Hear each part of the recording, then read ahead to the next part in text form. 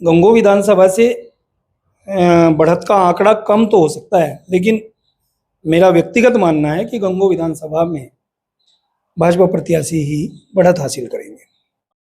नमस्कार, स्वागत है आप सभी का हिंदुस्तान 24 पर और मैं आप सबके साथ विपिन चौधरी।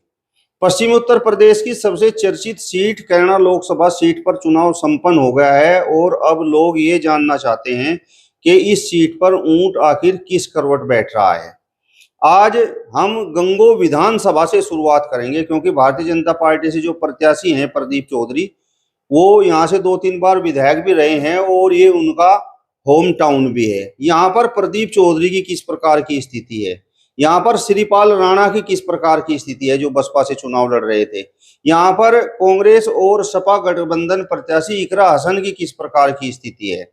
बातचीत करने के लिए आज हमारे साथ राजकिशोर कौशिक जी मौजूद हैं जो लगभग 20-22 वर्षों से इस क्षेत्र में पत्रकारिता कर रहे हैं, और अशोक शर्मा जी मौजूद हैं जो लगभग 15-16 साल से इस क्षेत्र में पत्रकारिता कर रहे हैं और इस चुनाव में इन लोगों ने भागदौड़ भी खूब की है और अपने आंकड़े भी जुटाए हैं। शुरुआत में आपसे करता हूं, 2019 का जो लोकसभा चुनाव हुआ था और 2024 का ये जो लोकसभा चुनाव हुआ है, इसमें आप किस प्रकार का अंतर महसूस कर रहे हैं?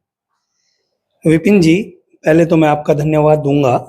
आपने एक बहुत अच्छा विषय उठाया है और कोशिश ये की है कि उन लोगों से इस विषय में जानकारी ली जाए जो लोग राजनीति से हटकर फील्ड में चुनाव के दौरान रहते हैं और जमीन पे रहकर ये देखते हैं कि ये चुनाव किस तरह हुआ और किस तरफ जा रहा।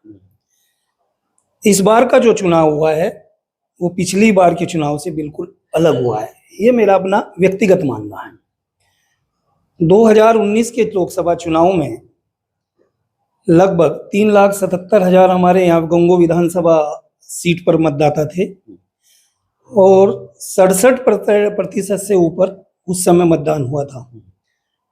इस बार मतदाता बढ़ने के बाद भी जहां लगभग 3,86,000 से ऊपर हमारे मतदाता थे, उनमें से 2,45,000 के आसपास मतदाताओं ने अपने मत का उपयोग किया, लेकिन मतदान प्रतिशत लगभग 63% रहा। यानी मान के चलें कि 5-6% पोलिंग हमारा कुछ कम हुआ है। इसका मतलब ये है कि इस बार चुनाव जो हुआ है वो केवल ज्यादातर राष्ट्रीय मुद्दों पर हुआ है। जातीयता, धर्म और इसको लेकर थोड़ा पोलराइजेशन करने का प्रयास भी हुआ, लेकिन मतदाता थोड़ा सा स्थानीय मुद्दे हुए हों या कुछ और कारण नहीं, थोड़ा सा उदासीन रहा है। जहां तक भाजपा प्रत्याशी की बात है, लगातार वो 3 बार विधायक रहे, पिछली बार सांसद थे। इस बार गठबंधन की तरफ से इकरा हसन आई है, नई पीढ़ी का नेतृत्व करने का एक अलग तरीके का प्रयास किया गया। युवा मतदाताओं में थोड़ा सा रुझान उधर रहा है। मुस्लिम मतदाता जो 6,30,000 के आसपास पूरी लोकसभा पे है, गंगो विधानसभा में बड़ी संख्या में है। उसका एग्जैक्ट डाटा तो यहाँ किसी का है नहीं क्योंकि अधिकृत रूप से अभी तक किसी ने जारी नहीं किया। अधिकांश मतदाता गठबंधन प्रत्याशी पे गया है। जहां तक गंगो विधानसभा की बात है, 2022 में जब यहाँ विधानसभा चुनाव हुआ था और चौधरी किरत सिंह विधायक बने थे, वो लगभग 24,000 मतों से जीते थे। उस समय समाजवादी पार्टी की तरफ से चौधरी इंदर सेन जी यहाँ चुनाव लड़े थे, वो 95,000 के आसपास उन्हें वोट मिले थे। बसपा से नोमान मसूद थे, उन्होंने भी अपना दलित और मुस्लिम समीकरण के आधार पर मैदान में आए थे, लेकिन 55,000 वोट उन्हें मिले थे। तो मेरा मानना है कि जब उन्होंने उस समय 24,000 की लीड लेके अपना चुनाव जीता था, अगर हम केवल गंगो विधानसभा की बात करें, मतदान प्रतिशत कम होने के बाद ये आंकड़ा घटेगा। 2019 में प्रदीप चौधरी ने लगभग कितने वोटों से गंगो विधानसभा में चुनाव जीता था? 1,37,000 के आसपास उन्हें वोट पड़े थे और उसमें लगभग 32,000 या 30,000 के आसपास वो चुनाव में लीड लेके यहाँ से गए थे।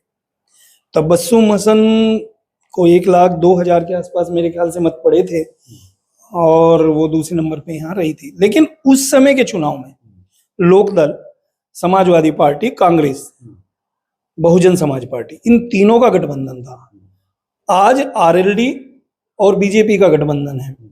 जाट मतदाता जो उस समय लगभग इस विधानसभा पे 14,000 के आसपास है, वो उस समय अधिकांश गठबंधन प्रत्याशी पे गया था उस समय के।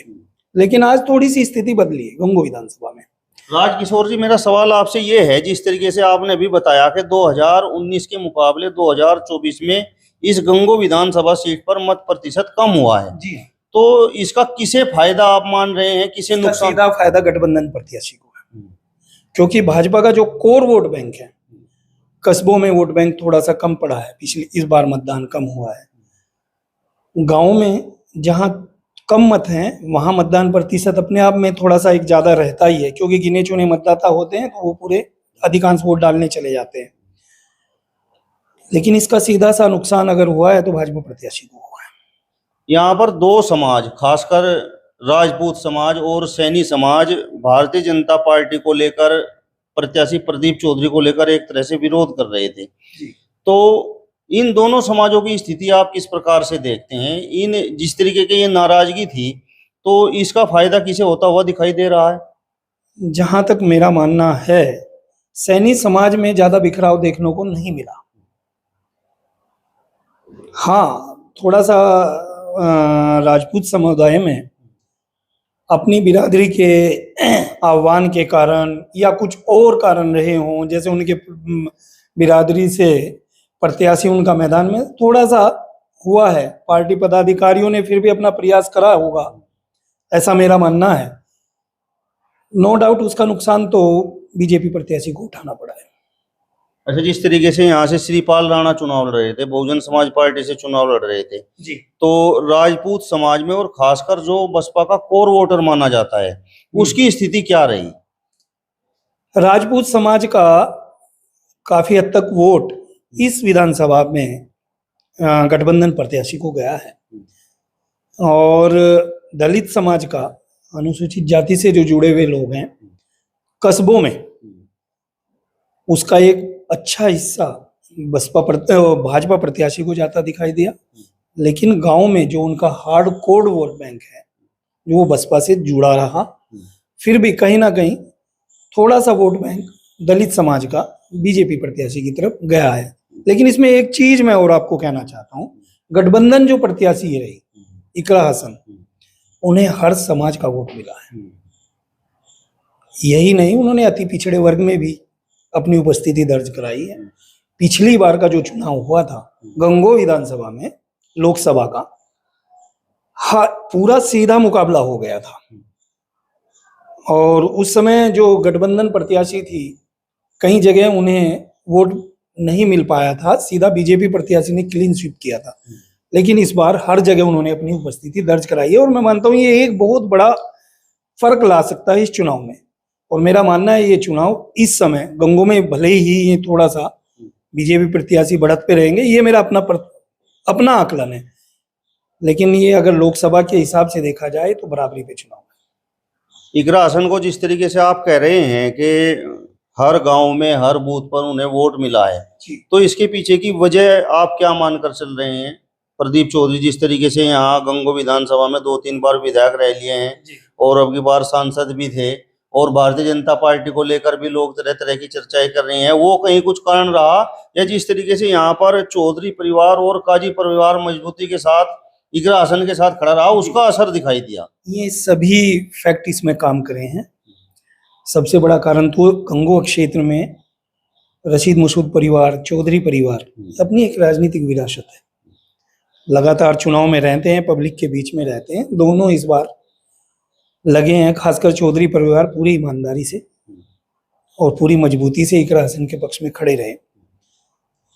लेकिन ये लोकसभा का चुनाव है, कई बार व्यक्तिगत जब चुनाव होता है तो मतदाता का सोचना कुछ और होता है, और जब आप चुनाव में स्वयं नहीं होते, कोई दूसरे प्रत्याशी को समर्थन कराते हैं, तो उसका थोड़ा सा इम्पैक्ट आता है। उसके बाद भी इसका कारण ये रहा कि फायदा तो बहुत अच्छा मिला है इकरा हसन को, उसी का कारण है कि हर जगह मिला भी है। थोड़ी सी एंटी इनकम्बेंसी भाजपा प्रत्याशी के विरोध में भी गई है।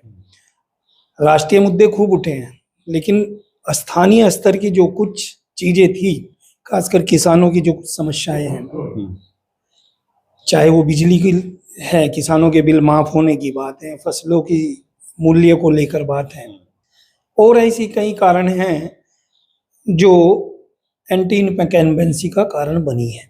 और यही कारण रहा थोड़ा सा बेरोजगारी, जैसे युवाओं को इस क्षेत्र में आप देखें रोजगार के कोई साधन नहीं, या तो दुकान कर लेते हैं या रोजगार के लिए बाहर जाना पड़ता है। कोई बड़ा आज तक ना तो किसी सांसद ने ना किसी जनप्रतिनिधि वो किसी भी पार्टी कर रहा है, चाहे पहले बसपा के सांसद यहाँ रहे, सपा के रहे, किसी ने यहाँ कोई इस तरह का प्रयास नहीं किया कि कोई बड़ा उद्योग लगे या कोई ऐसा काम हो ताकि यहाँ के रोजगार के लिए यहाँ के युवाओं को पलायन ना करना पड़े। बेरोजगारी, महंगाई, थोड़ा सा ये मुद्दे जब हम लोग बीच में गए थे ये उठाए भी हैं, हालांकि उन पर राष्ट्रीय मुद्दे थोड़े हावी रहे, फिर भी एंटी इनकम्बेंसी का नुकसान बीजेपी प्रत्याशी को इस क्षेत्र में उठाना पड़ा है। राजकिशोर जी, आपने क्या महसूस किया? आपने लोगों से संपर्क भी किया होगा जो भारतीय जनता पार्टी को लंबे समय से वोट देते हुए चले आ रहे थे, और इस चुनाव में 2024 के चुनाव में क्या वो बूथों तक पहुंच पाए, या बस उन्होंने एक तरह से मन बना लिया कि भाई जो विपक्ष का प्रत्याशी है वो भी काम नहीं करेगा, और भारतीय जनता पार्टी को बड़ी उम्मीदों के साथ आप लोगों ने वोट दिया था, वो भी उम्मीदों पर खरी नहीं उतर पाई, तो इससे अच्छा तो ये है कि आप अपने घर पर ही बैठे रहें। ये कारण रहा है जो पार्टी का, बीजेपी का जो जमीनी स्तर का कार्यकर्ता था, बहुत प्रयास भी किए कि बूथ स्तर मजबूत हो, लेकिन चुनाव के दिन वहां कमजोरी दिखाई दी है। चाहे पुराने कार्यकर्ताओं की उपेक्षा का कारण रहा हो, चाहे आपस में समन्वय का कारण रहा हो, चाहे उसके लिए जो तैयारी थी वे अधूरी रही हो, ये सारी चीजें कम प्रतिशत का कारण भी बनी है। 2014-2019 का एक वो दौर हमने भी देखा है कि जब पार्टी के कार्यकर्ताओं ने घर घर जाके वोट निकलवाए, इस बार उसमें थोड़ी सी उदासीनता दिखाई दी। अशोक शर्मा जी, अब आपसे मेरा सवाल है, जिस तरीके से अब निकलकर सामने आ रहा है कि जो कैराना क्षेत्र है, शामली क्षेत्र है, थाना भवन क्षेत्र है, वहां पर जो भारतीय जनता पार्टी के प्रत्याशी प्रदीप चौधरी हैं उनके साथ कुछ भीतरघात हो गया, तो यहाँ गंगो विधानसभा पर आपको क्या नजर आया? क्या इस प्रकार की स्थिति यहाँ भी रही? ऐसा है, जब परिवार बड़ा हो जाता है, पुरानी कहावत है कि घर में बर्तन ज्यादा होते हैं तो खटकते हैं, तो ऐसा देखने को मिला है, हमें भी मिला। प्रदीप जी साफ छवि के व्यक्ति हैं, परंतु अब मैं आपके सामने एक बात बताना चाहता हूं आपके चैनल के माध्यम से। हमारा कस्बा तीतरो, यहां पे 19 के चुनाव में 62% वोट हुआ, 157 वोटों से प्रदीप जी विजयी रहे तीतरो में, कस्बा तीतरो में अपने। अब की बार 55% पोलिंग हुआ, प्रतिशत घटा। जो मुस्लिम बूथ थे उन पे कतारें लगी रही, और जो हिंदू बाहुल्य वोट जहां पड़ता है वहां थोड़ा सूना नजर आया, और परसेंटेज भी मत प्रतिशत कम रहा। उत्साह मुस्लिमों में ज्यादा रहा, हिंदू क्षेत्रों में कम रहा। और मैं तो आपको ये बताना चाहता हूं, बराबर की टक्कर है इकरा हसन में और प्रदीप जी में। और 1-2% का वोट अगर इधर उधर हो जाता है तो ऊंट किस करवट बैठेगा नहीं कहा जा सकता।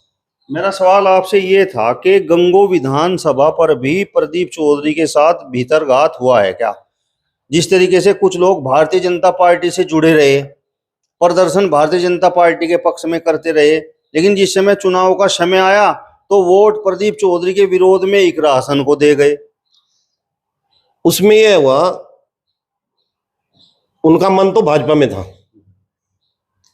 रहे भी वो भाजपा पक्ष में, परंतु हमारा कस्बा और इसका जो क्षेत्र है, जैसे 12 की छोकरों की 12 बोलते हैं, गुर्जर समाज से। यहाँ पे चौधरी परिवार ने बहुत अथक प्रयास किया, प्रत्येक बूथ पे वोट प्रतिशत बढ़ाया एकरा का, तो उसका लाभ सीधा सीधा एकरा को जाना है। और इस क्षेत्र में अभी रायकिशोर जी ने भी बताया आपको कि बसपा का वोट जो कस्बे में शासन की जो योजनाएं थी, मकान, अनाज तो देहात में भी है, हमारे कस्बे में भी बहुत मकान आए हैं, और बिना भेदभाव के मुस्लिमों में, हिंदुओं में सब जगह मकान सरकार ने बनाए। तो कस्बों का वोट, दलित समाज का वोट भी ज्यादातर भाजपा को गया है, हमें देखने में जो आया। और जो क्षेत्र का वोट है, ग्रामीण क्षेत्र का, उसका दलित समाज का वोट बसपा पार्टी को गया है। राजकिशोर कौशिक जी, अब मेरा सवाल आपसे ये है कि 2019 में आपने कितने वोटों से बताया था कि प्रदीप चौधरी की जीत हुई थी? इस क्षेत्र से 30,000 के आसपास। लगभग 30,000 से। जी हाँ। तो अब आपका गणित क्या कहता है, यहाँ पर गंगो विधानसभा पर इकरा हसन चुनाव जीत रही हैं या प्रदीप चौधरी को बेनिफिट मिलता हुआ नजर आ रहा है? जी हाँ, अब इसे दूसरे परिप्रेक्ष्य में भी हमें देखना पड़ेगा। एक तरफ 3 बड़े राजनीतिक घराने चुनाव लड़ रहे हैं गठबंधन प्रत्याशी के, तीनों ने अपना समर्थन, खुद इकरा हसन का परिवार भी राजनीतिक विरासत लेके पुराने समय से हैं, काजी रशीद मसूद साहब का भी, और चौधरी परिवार भी अपना। लेकिन जो पिछड़ा वोट बैंक है, स्वर्ण वोट बैंक है, अति पिछड़ा वर्ग है, ये एक अपने आप में इस विधानसभा में भी बहुत बड़ी संख्या में है, जो आज भी बीजेपी की तरफ, भले ही उसने मतदान प्रतिशत कम रहा है, लेकिन वो बीजेपी से हटा नहीं। इतना जरूर है कि प्रयासों से सपा गठबंधन प्रत्याशी को गया है, लेकिन उसमें ऐसा नहीं हुआ कि बिल्कुल बदलाव दिखाई दिया हो। मतलब बहुतायत में बीजेपी के साथ गया। ऊपर से स्वर्ण वोट बैंक भी, चाहे वो ब्राह्मण है, चाहे वो ठाकुर है, या और लोग भी हैं, वैश्य समाज है, ये भी बहुतायत में बीजेपी प्रत्याशी को ही गया है। तो मेरा मानना है कि इस बार गंगो विधानसभा से बढ़त का आंकड़ा कम तो हो सकता है, लेकिन मेरा व्यक्तिगत मानना है कि गंगो विधानसभा में भाजपा प्रत्याशी ही बढ़त हासिल करेंगे। ये तो हमारा, आप लोग बस आकलन ही कर रहे हैं, आकलन है हमारा।